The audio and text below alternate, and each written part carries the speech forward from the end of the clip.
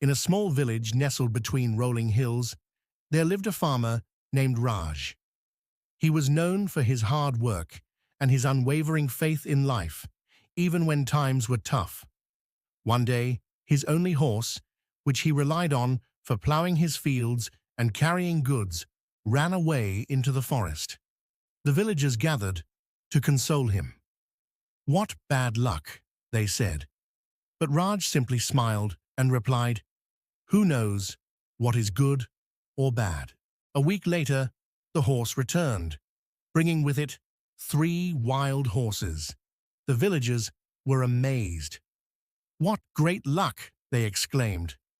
Raj shrugged and said, "Who knows what is good or bad?"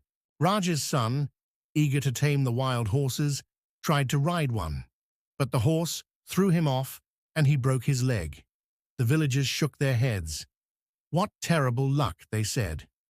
Raj, calm as ever, replied, "Who knows what is good or bad?" A few days later, soldiers from the king's army marched into the village. They were recruiting young men to fight in a war.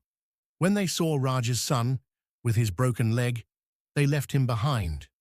The villagers whispered, "What a blessing!" But Raj simply said, "Who knows what is good or bad?" As time passed, the war ended, and many young men from the village did not return. Raj's son, however, recovered fully and helped his father on the farm. The wild horses were tamed and became valuable assets, making Raj's farm more prosperous than ever. The villagers finally understood Raj's wisdom. What had seemed like misfortune at the time had turned out to be blessings in disguise. Raj's story spread far and wide, teaching everyone a valuable lesson. Never judge life too soon. What appears to be a setback might be a setup for something greater.